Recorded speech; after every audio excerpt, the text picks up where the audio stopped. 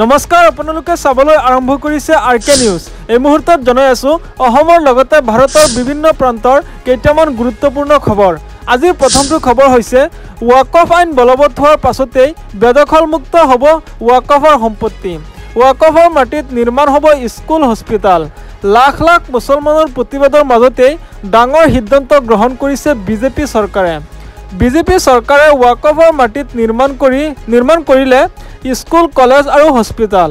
এইবাৰ গুজৰাট আৰু উত্তৰাখণ্ডত আৰম্ভ হ'ব নতুন জৰীপ আৰু এই জৰীপ মতেই ৱাকফৰ সম্পত্তিত নিৰ্মাণ কৰা হ'ব স্কুল, কলেজ আৰু হস্পিটাল।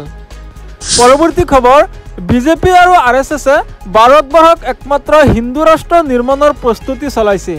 বিজেপি আৰু RSSৰ বিৰুদ্ধে সৰব হৈ পৰিছে নেমছুৱে কৈছে বিজেপিয়ে চৰকাৰ গঠন কৰিয়েই মুছলমানসকলৰ নামত থকা ৰাস্তা ঘাট, চিকিৎসালয়, ভৱন ইত্যাদি বিভিন্ন অনুষ্ঠান প্ৰতিষ্ঠানৰ নাম সলনি কৰিলে, বহু মছজিদ মাদ্ৰাছাক শ্বহীদ কৰিলে, বাছি আৰু মুছলমানক টাৰ্গেট কৰি উচ্ছেদ কৰিলে আৰু বহু কিবাকিবি কৰিলে।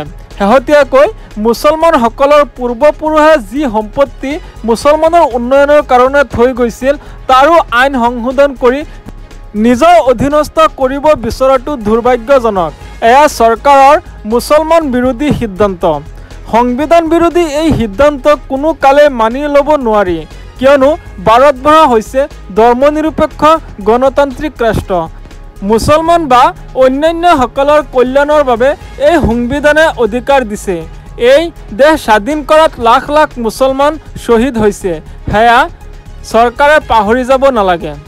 এনেধৰণৰ খবৰ নিতৌ পাবলৈ চেনেলটো ছাবস্ক্ৰাইব কৰি ভিডিঅ'টোত এটা লাইক কৰি দিব। ধন্যবাদ।